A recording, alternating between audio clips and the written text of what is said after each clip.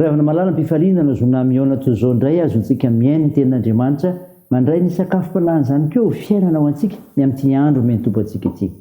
Ho aminareo izay olona voantso malao an'Andriamanitra ray sy voatahiro an Jesosy Kristy ampitomboina ho anareo ny fambondram-po sy ny fiadanana ary ny fitiavana. Amen. Alatsinainy 20 septambra 2022 imanjinantsika ny lohevitra hoe velon'ny finoana ny mpino. Andeha riavana idera sy ankalazan'Andriamanitra isika. Halleloia! Mirafy raha-baovao an Jehova ny fiderana azy eo amin'ny fiangonan'ny olona masina. Aoka ny Israely faly amin'ny mpanao azy, aoka ny finahitra amin'ny mpanjakany zanak'i Siona. Amen.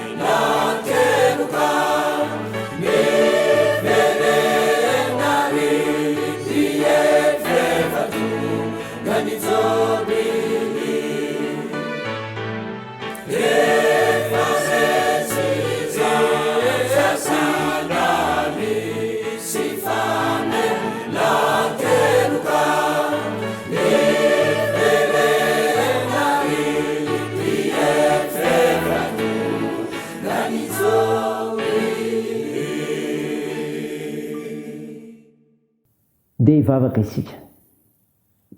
Randriamanitra raisy zanaka ary fanamasino Andriamanitra mpanao fanekeny ianao, ka nilaza sy nanafatra ny tokony ataonay sy ny tokony ho fantatray amin'ny firenenay. Koa misaotra anao izahay, midera sy mankalaza ary mime voninahitra sy narinao masina. Tompo mifonona aminao izahay fa tsy tanteraka, mamindra fo aminay, mamela ny elokay indrindra ho an'ny firenenay. Raisiny amin'ny fonona Tompo mifamindra-pomponao, feno fananao masina izahay raha handreny mofinaina, anananay toky amin'ny finoanay fa Andriamanitra mpanao fanekena tokoa ianao. Minaran'i Jesosy Kristy nanaovanay izany mivavaka izany. Amen. Ravana malala, ny finainao antsika amin'ity ity dia hitanao ao amin'ny bokin'ny Josoa. Josoa toko 5, ny 1-2 ka hatramin'ny 12. Mivaky toy izao minaran'i Jesosy. Tamin'izany andro izany nilazan'i Jehovah tamin'i Josoa hoe manaova fiaratra vato anao ka hatomoy indray ny famorana ny zanak'Israely. Dia nanao fiaratra vato azy Josoa ka namora ny zanak'Israely teo ankavoana Aralota. Ary izao no antony namorany Josoa azy. Ny lahy rehetra izay nivoaka avy tany Egipta dia ny mpanafika rehetra samy maty tany anefitra teny an-dalana tamin'izy efa nivoaka avy tany Egipta. Ary voafora ny lehilahy rehetra izay nivoaka, fa ny lehilahy rehetra nateraka teny an-dalana tany anefitra tamin'izy efa nivoaka avy tany Egipta dia tsy mbola voafora kosa. Fa ny 70 taona no nandehanany zanak'Israely tany anefitra. Mandra-pahalany ritra ny olona rehetra dia ny mpanafika izay nivoaka avy tany Egipta, satria tsy nihaino feon'i Jehovah izy. Dia ireo no nianianan'i Jehovah fa tsy avela ahita ny tany izay nianianan'i Jehovah tamin'ny razana omeny antsika dia tany tondra-dronosy tantely. Ary ny zanany no natsangany handimby azy, ka ireo no foran'i Josoa. Fa tsy mbola voafory ireo satria tsy noforana teny an-dalana. Ary rehefa noforana ny lehilahy rehetra dia nitoetra tao amin'ny fitoerany tany amin'ny toby izy mandra-pahasitrana. Dia hoy Jehovah tamin'i Josoa, androany no nanakodiavako ny fandatsahan'ny Egipta ho afaka aminareo.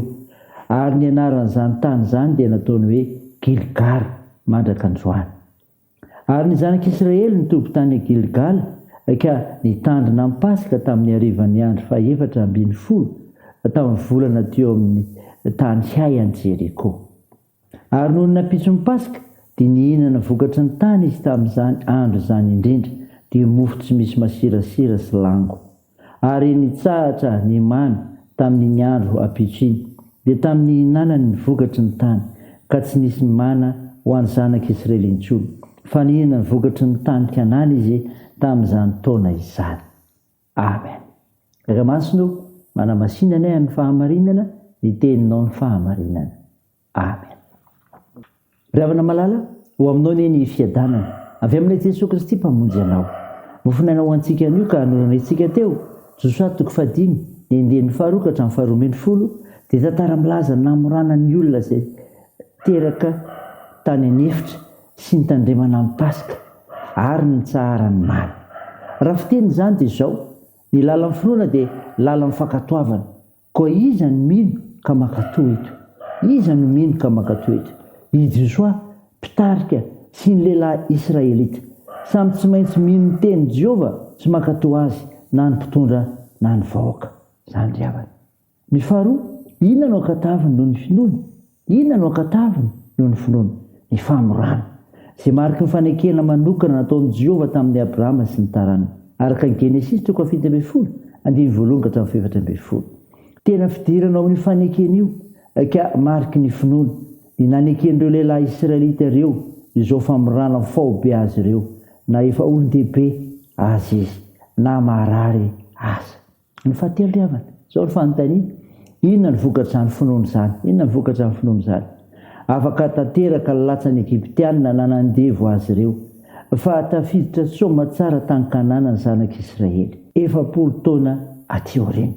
Eo anatin'izany koa, afaka mankalaza amin'ny Pasika voalohany tao Kanana izy ireo. Pasika natsirovana ny lasa, hiatrehana ny ankehitriny, hitsinjovana ny ho avy. Ny sitraka voalohany nivokatry ny tany Kanana izay tondra-dronosy tantely izy ireo, ka nitsahatra amin'ny mana, fihinana tany anefitra.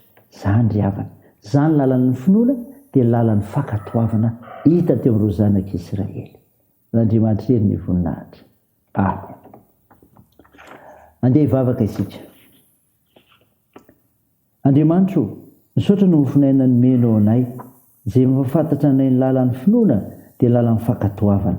Tompo, vavaka aminao izay ho an'ny firenenay, mba hiakatoa izay mampiorina ny finoana, ary mivavaka aminao koa izahay ny anasanareo marary sy hitahinao ny asa fitsaboana.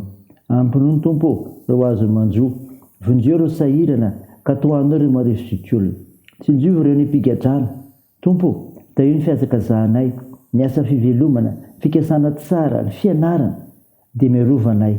Ny vavakay dia ataony anaran'i Jesosy Kristy mpamonjy anay, izay nampianatra anay ny vavaka manao hoe: rainay eo izay ny an-danitra, ao masinina anie ny anaranao, ho tonga anie ny fanjakanao, atao anie sitraponao ety an-tany ho tahaka ny an-danitra. Meo ny anio izay anona sahaza ao anay, ary mamela ny erikay tahaka ny namelanay izay meloka taminay, ary aza mitondra anay amin'ny fakapanahy, fa manafanay amin'ny ratsy, fanao ny fanjakana sy ny hery ary ny voninahitra mandrakizay. Amen. Raisa finoana riavana nitsodrana tolotra anao aminaran'i Jesosy Kristy. Le Andriamanitra loran'ny fiadanana ny ahatonga nareo ho voatokana tanteraka ho azy, ka rovony avokoa anie ny fanahinareo sy ny ainareo ary ny tenanareo, mba tsy hanatsiny amin'ny andro iavian'i Jesosy Kristy tompontsika. Mitana ny tokony meny Andriamanitra izay miantso anareo ka ho efainy izany. Amen. Ho an'Andriamanitra irery ny voninahitra amin'ny anaran'ny Ray sy ny Zanaka ary ny fanahy masina. Amen.